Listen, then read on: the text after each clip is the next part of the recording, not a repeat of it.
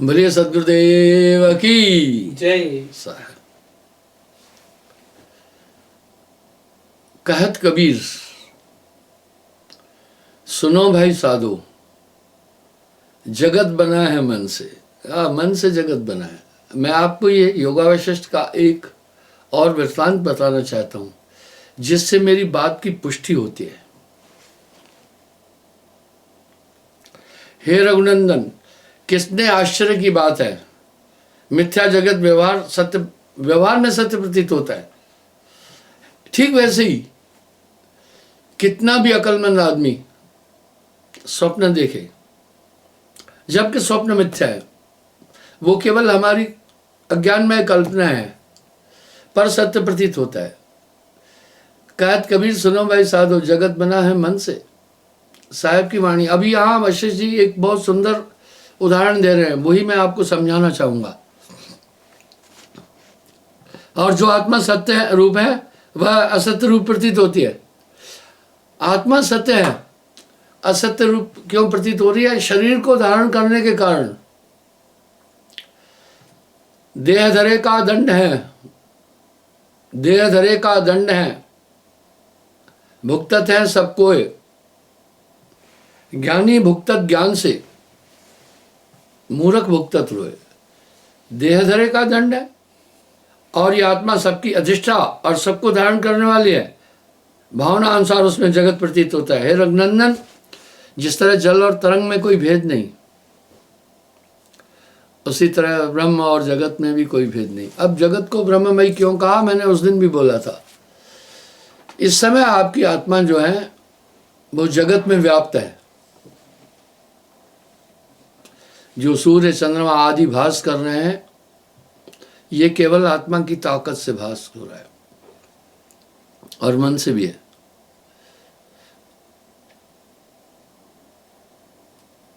अज्ञान से ही ब्रह्म और जगत अलग अलग प्रतीत होते हैं। यदि मनन किया जाए तो यह सब भ्रम नष्ट हो जाए। अब तुम्हें मेरे बार बार के कथन से यह निश्चय हो गया होगा कि यह जगत कल्पना रूप है। चाह मिटी, चिंता मिटी। चाह मिटी, चिंता मिटी, मनवा बेपरवाह। वो ही शहंशाह हैं, जाको नहीं चाह। सत्य यह है कि जगत की रचना नहीं की गई। कितना आश्चर्य है। आप कहेंगे महाराज क्या उल्टी पुल्टी बातें हैं।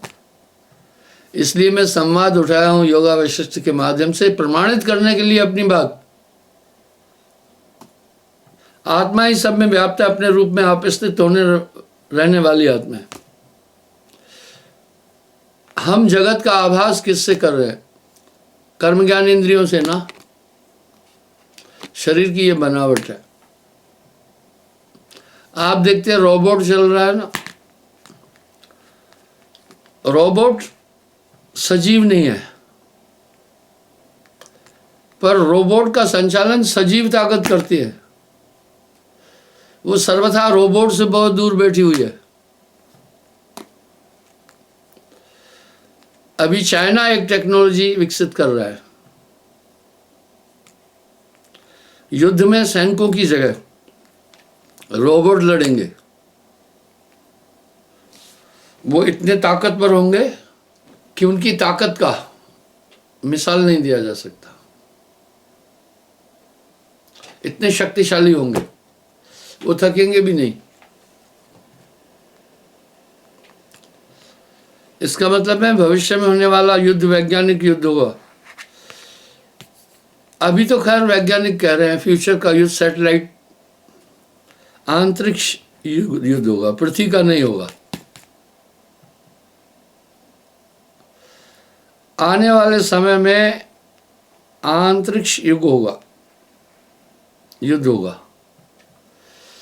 इससे क्या होंगे? सैटेलाइट को बर्बाद किया जाएगा। जो जहाज जहां पर है वहीं भटक जाएगा। जो शिप जहां पर समुद्र में है उसे आगे रास्ता नहीं मिलेगा। आप देखो धीरे धीरे हम इंटरनेट के शिकंजे में पूरे आ चुके हैं। जब इंटरनेट नहीं था हम तब भी जी रहे थे, सब चीजें मैनुअल कर रहे थे। किसी बैंक से कार्य था तो उसने कहा सर्वर डाउन हो गया, नहीं हो सकता आज, यानी कर्मचारी पूरे बैठे रहेंगे, काम नहीं कर सकते, हम उस पर डिपेंड हो गए हैं। इसी तरह फ्यूचर में कह रहे हैं ये जो युद्ध है सैटेलाइट, ये अंतरिक्ष युद्ध होगा। आपने सुना होगा कुछ समय पहले एक अटैक हुआ था मुंबई में जिससे पूरी बिजली गोल हो गई थी। वो बड़े बड़े इंजीनियर नहीं समझ पाए थे, एंड में उन्होंने कहा कि ये एक अटैक था। आगे सही या गलत है अलग चीजें, पर वो कह रहे एक अटैक था। आज पूरी दुनिया अंतरिक्ष के ऊपर डिपेंड हो गई। इसी तरह वशिष्ठ जी कह रहे हैं सबका संचालन करती हुई आत्मा दिखाई नहीं दे रही है।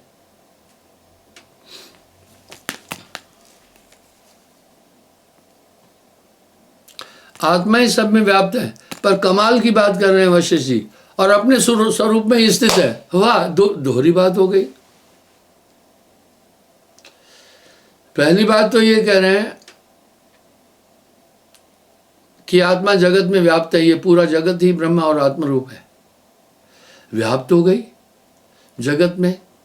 और दूसरी तरफ यह क्या कह रहे हैं, आत्मा अपने स्वरूप में भी स्थित है। ये दोहरी बात नहीं लग रही है, लेकिन दोहरी नहीं है। ये सभी कार्य करते हुए अपनी स्वरूप को नहीं खोती है आत्मा, यही तो आत्मा की खूबी है। हम सब दुनिया के लोग जिस तौर तरीके से आत्मा को ढूंढ रहे हैं वो ना काफी है, उपयुक्त नहीं। यहां साहब ने एक अपेक्ष कर दिया, वस्तु कहीं ढूंढे कहीं, वस्तु कहीं ढूंढे कहीं, कहमित आवे हाथ, कहे कबीर भेदी लिया तो पल में देत लखात। वस्तु कहीं ढूंढे कहीं, कहमित आवे हाथ, कहे कबीर भेदी लिया तो पल में देत लखात। आपको मैंने एक चीज बताई, आप उससे ही देखो। कभी कभी नेट स्लो हो जाती है, मैं बैठा रहता हूं और चाहकर भी अपना संदेश आप तक नहीं पहुंचा पाता हूं। हर चीज के दो पक्ष है, लाभ हानि।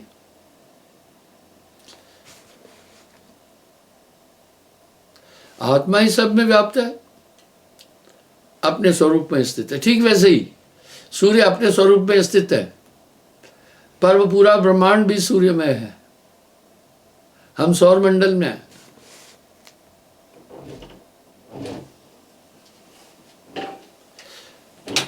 अब तुम अपने मन में इस भ्रांति मूलक प्रश्न को न विचारना, यानी हे राम अब मुझसे बार बार मत पूछना कि ये जगत कैसे उत्पन्न हुआ और आत्मा जगत में कैसे व्याप्त है। ये भ्रमांक प्रश्न है तुम्हारा। मैंने तुम्हें अच्छी तरह उदाहरण देकर समझा दिया है, और क्या करें, इस पर दोबारा विचार भी नहीं करना।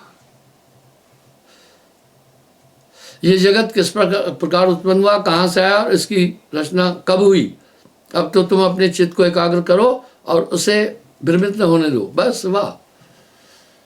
कह रहे बस मैंने तुम्हें जो समझाना था समझा दिया, बस तुम अपने संकल्प विकल्प और चित्त को एकाग्र कर लो।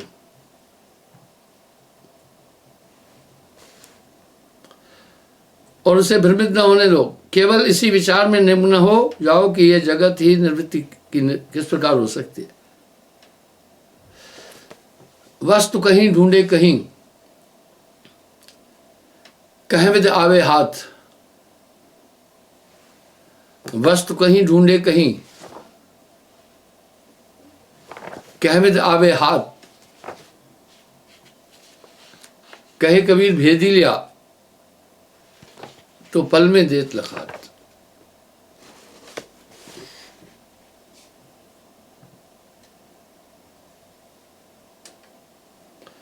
तुम अपनी सारी शक्ति जगत भ्रम को दूर करने में लगाओ। वो कैसे? सुने, मैंने ये बात कई बार बोली है। इस समय आपकी आत्मा कहाँ है? ये पूरे ब्रह्मांड में व्याप्त हो गई है। इसी आत्मा की ताकत से आप इस जगत का आभास कर रहे हैं। ये अपने में सिमट जाए तो जगत ही खत्म है। इसलिए हे राम, तुम अपने चित्त का निरोध करो, अन्य अन्य पदार्थों की तरफ चिंतन नहीं करो।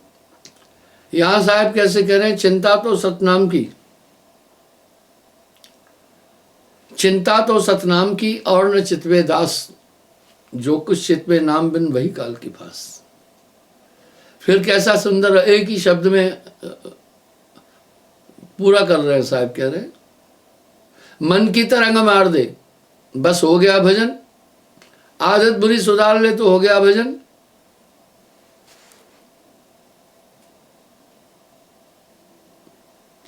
इस क्षण भंगुर जगत में, क्षण भंगुर का मतलब है क्षण में खत्म होने वाला। हाँ, क्षण में खत्म होने वाला। अपनी तनिक सी भी आस्था शेष न रहने दो। सब कार्य करो किंतु उनमें अहम न हो। सभी भोगों को भोगे किंतु उनमें आसक्त न हो। यही सुख का मूल मंत्र है।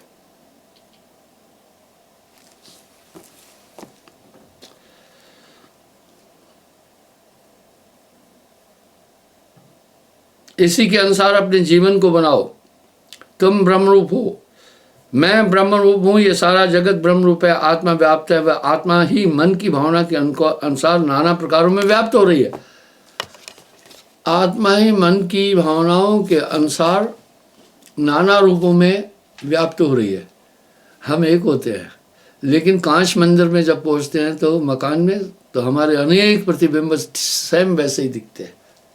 बस ये ब्रह्म है। जैसे ब्रह्म के कारण बालक परछाई को प्रेत मान करके भयभीत होता है, उसका भय अकारण और अज्ञान में है। इस तरह जगत तो हुआ ही नहीं है। आगे ये वृत्तांत आ रहा है पूरा।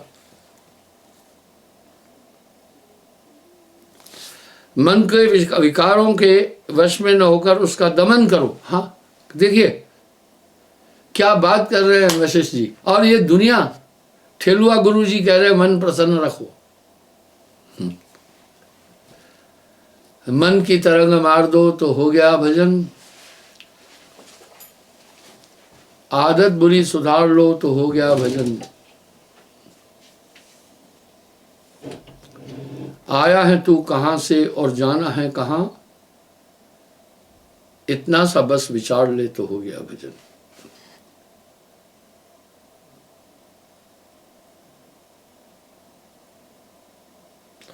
इसलिए तुम द्वैत भावना को अपने चित्त से निकाल दो। जब भी तुम्हारे अंदर भाव उत्पन्न हो, कोई भी अच्छा या बुरा, एकाग्र चित्त होकर के विचार करना।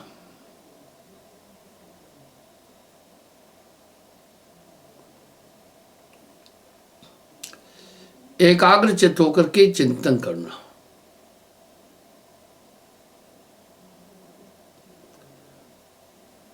आपको पूरी बात समझ में आ जाएगी।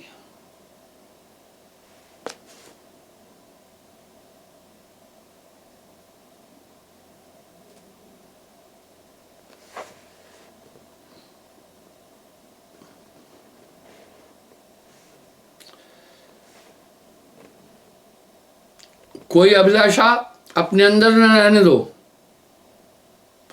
तभी तो साहब कह रहे ना, चाह मिटी चिंता मिटी। अभिलाषा चाह,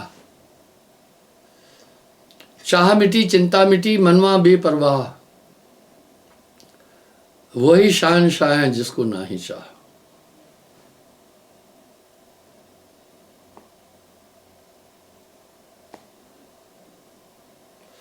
इसलिए द्वैत भावना को अपने चित्त से इस तरह निकाल दो जैसे राजा दुष्टों को अपने राज्य से बाहर कर देता है, देश निकाला देता है।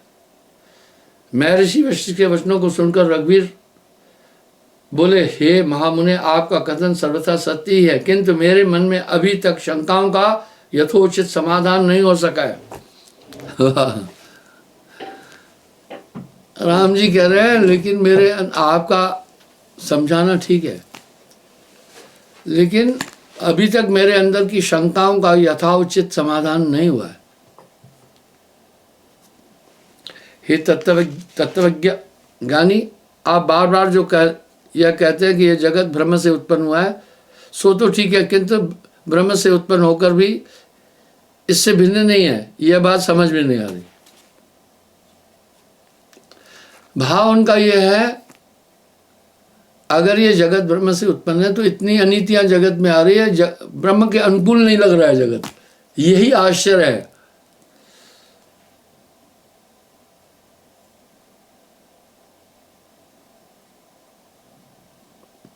क्योंकि जैसे मिट्टी से घड़ा बनाया जाता है, यद्यपि वह घड़ा मिट्टी से ही उत्पन्न हुआ है, तथापि मिट्टी और उस घड़े के रूप में तो अंतर है ही ना। वाह, यहां वशिष्ठ जी का तर्क कितना संगत युक्त है। इसलिए वह घड़ा मिट्टी से बनकर भी मिट्टी से भिन्न रूप और आकार का हुआ। फिर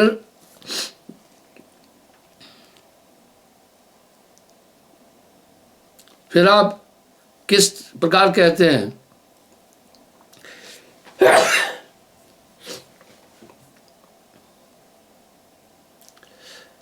कि इस जगत का कोई अलग अस्तित्व नहीं है।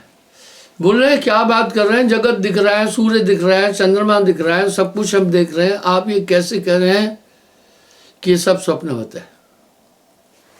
मैं यहाँ साहब के एक शब्द का आपको पुनः प्रमाण दूंगा, इससे आप समझेंगे कि वशिष्ठ जी के पास साहब की पूंजी कितनी थी। शायद जो नहीं जानकार लोग हैं मेरे इस कथन को हल्का मानेंगे, कहेंगे वशिष्ठ मुनि तो बहुत पहले हुआ और कबीर साहब तो अभी हुए ना। आप समझे, साहब चारों युग में आए। जात भयो अंड स्वप्न रूप बसे अंडमाय, कर्ता का स्वरूप नहीं स्वप्न का स्वरूप है। देखा, कह रहे हैं ये सब स्वप्न का स्वरूप है। नाद बिंद योग स्वप्न, स्वप्न में कैसी संरचना हो जाती है, ये जगत स्वप्न है। साहब भी बोल रहे हैं जगत है रैन का सपना। वाह, जगत है रैन का सपना। जो सपना पेखना जगरचना तिम जान, इनमें कुछ साचो नहीं नानक बिन भगवान। वाह, नानक देव जी। इसलिए नानक देव जी के अंदर तो कबीर साहब आपको दिखेंगे दिखेंगे, वशिष्ठ जी के अंदर दिखेंगे। भूमि अवतार निराकार स्वप्न रूप है, पाप पुण्य करे स्वप्न, वेद और वेदांत स्वप्न। निसंदेह अज्ञानी आदमी कहेंगे कबीर साहब को जहां से आया वहां से बोला ना, ऐसा नहीं है,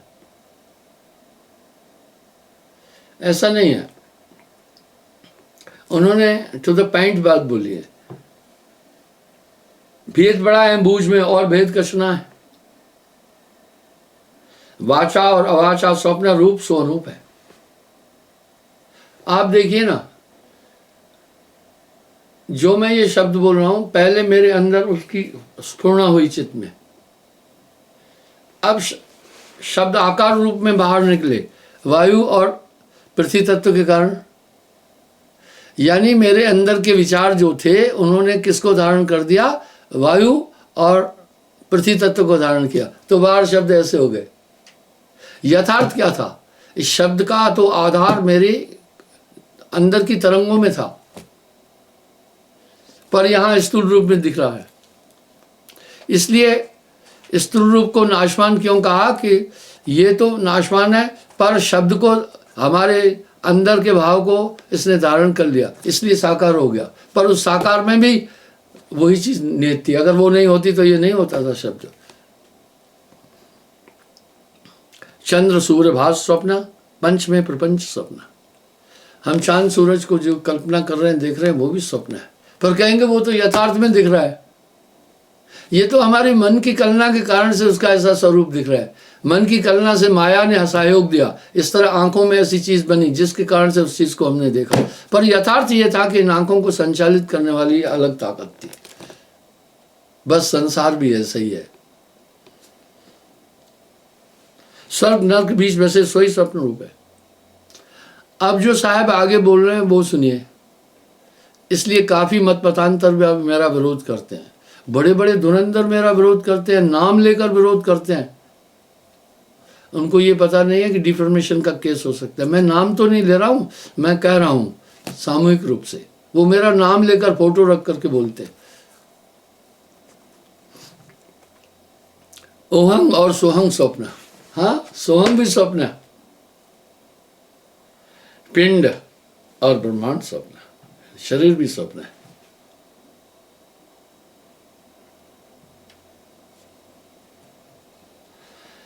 आत्मा परमात्मा स्वप्न,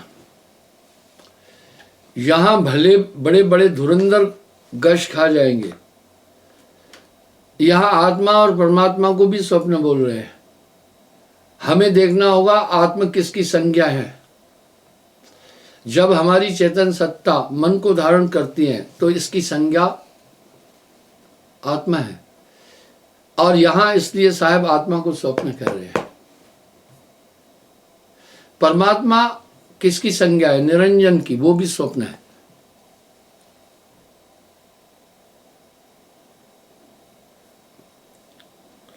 जरा मृत्यु काल स्वप्न, ये टाइमिंग भी स्वप्न है, जन्म और मृत्यु भी स्वप्न है।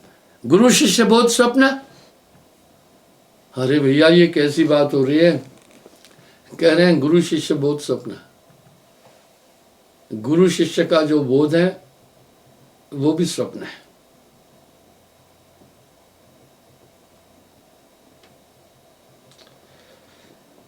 अक्षर ने अक्षर स्वप्न। अब देखिए, अक्षर ने अक्षर, अब करो ने अक्षर की सेव, कुछ लोग वो कह रहे हैं। अब साहब क्या करे? अक्षर ने अक्षर स्वप्न। यहां फिर साहब कह रहे क्षर अक्षर ने अक्षर पारा।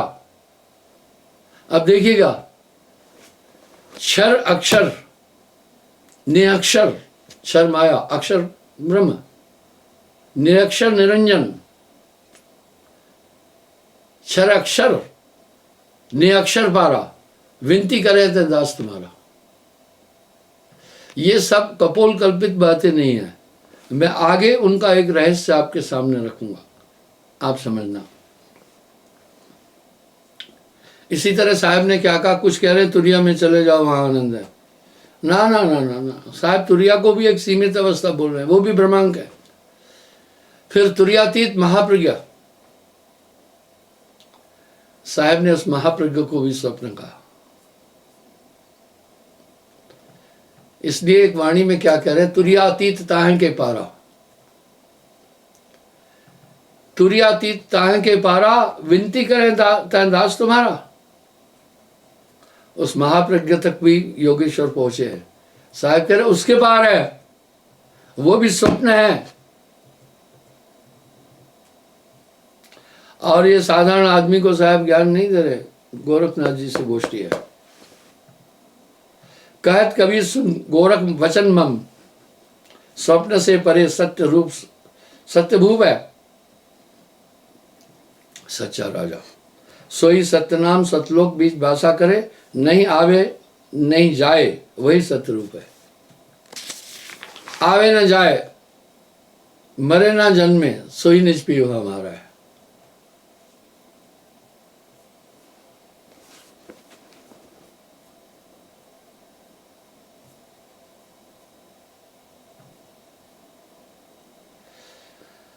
लोगों ने इस साहब की वाणियों को अलग अलग किस्म से दर्शाकर भ्रम भी उत्पन्न किया है।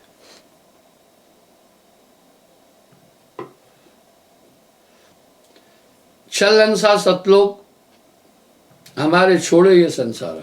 अब देखिए इस शब्द में साहब ने कितने रहस्य उजागर कर दिया। यह संसार काल है राजा, कर्म का जाल पसारा। 14 खंड बसे बाके मुख, सभी को करत आहारा। ये 14 लोक हैं। जार बार कोयला कर डारन, फिर दे अवतारा। जार बार कर कोयला करता है, फिर अवतार देता है। ब्रह्मा विष्णु शिव तन धरिया, और को कौन विचारा। बड़े बड़े हाथी बह जाए, कहो मसा कह लेखे माही। साहब कह रहे हैं बड़े बड़े हाथी बह जाते हैं, मच्छर किस खाती में। सुर नर मुनि सबे छल छल मारे, ले 84 डारा। मध्य आकाश आप जहाँ बैठे, ज्योति शब्द ठहराया। ताका रूप कहाँ लग वर्णो, अनंत भान उजियारा। कह रहे मैं उसका रूप कहां तक वर्णन करूं। एक नहीं बोल रहे, अनंत भान उजियारा। भान सूर्य को कहते हैं। बार बार उनके शब्दों में ये चीजें आ रही है।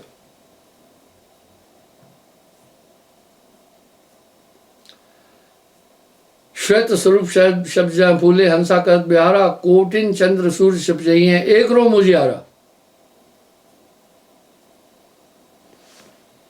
कोटि करोड़ों को कहते हैं चांद सूरज। कहे कबीर सुनो धर्मदासा, लखो पुरुष दरबारा।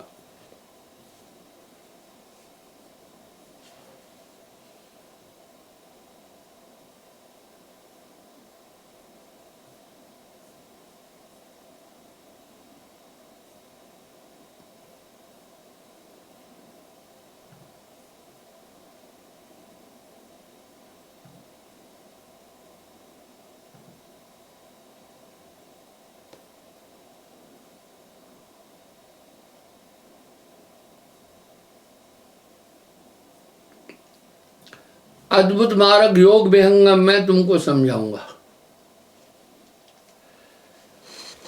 अगर मैंने एक गजल सुनी, रहा गर्दिशों में हरदम मेरे इश्क का सितारा।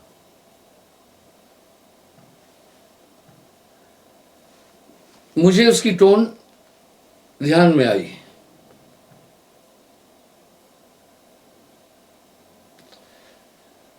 वो टोन कहां से आई मैं बताता हूं। एक गीत मैंने पहले सुना, चलो एक बार फिर से अजनबी बन जाएं हम दोनों। पहले वो सुना, जब राह गर्दिशों की वो टोन सुना तो मैं जान गया ये तो उस टोन की नकल है। पर नकल कौन जानेगा, जो ये उसकी भी टोन को कंसंट्रेटली देखा होगा। इस तरह जब आप साहब की वाणी को देखेंगे तो उसमें साहब का छायावाद आपको छलकता मिलेगा।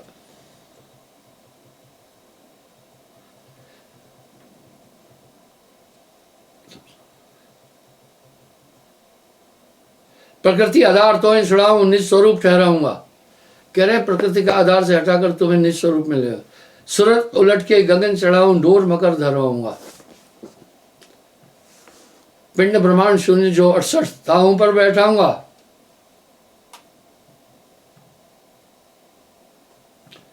अनुभव द्वार से मोती बरसे, अमेय नाद अनवाऊंगा। शुद्ध रूप तो है हंस बनाऊं, परम पुरुष दिखलाऊंगा। वहां का दृश्य कौन मैं वर्णो, वाणी बुद्ध न पाऊंगा। महाप्रभु अनंत दया में उनसे तुम्हें मिलाऊंगा।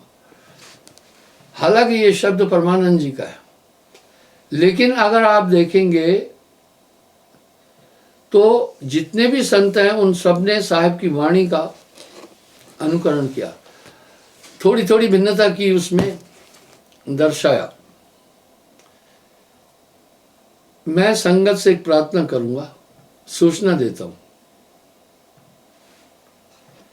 मैं अधिक व्यस्तता के कारण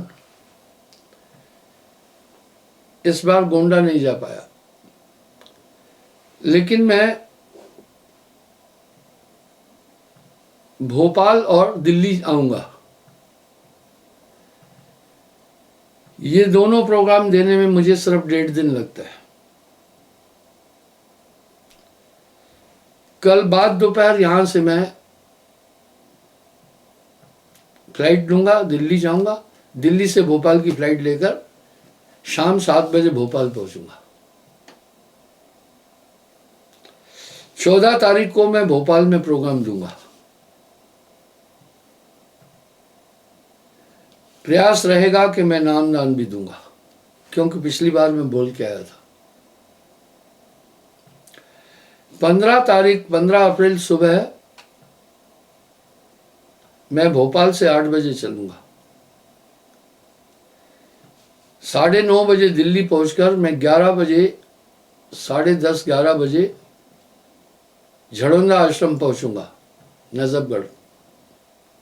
वहां सत्संग के बाद कोशिश करूंगा नामदान देने की, लेकिन शायद नहीं दे पाऊंगा, पर अगर मुझे समय मिला तो दे दूंगा। वापस मैं 15 को ही शाम को इधर आ जाऊंगा, यानी मेरा 1.5 दिन व्यय हुआ। 16 को पूर्णिमा है और 18 को मेरा 73वां जन्मदिन है। तो मैंने विचार किया, सब लोग नहीं पहुंच पाते, 2 कदम तुम भी चलो, 2 कदम हम भी चले। तो इस तरह बंधु, आज मैं योगा वशिष्ठ के माध्यम से बताया कि ये जगत सिर्फ तुम्हारी कल्पना है। तभी साहब बोल रहे मन की तरंग मार दो, बस हो गया भजन। आदत बुरी सुधार लो तो हो गया भजन। इस बार मैं समय अभाव के कारण सिवनी मालवा का प्रोग्राम कैंसिल कर रहा हूँ। सिवनी मालवा की संगत से प्रार्थना है वो भोपाल आश्रम आ जाए। साहेब बंदगी।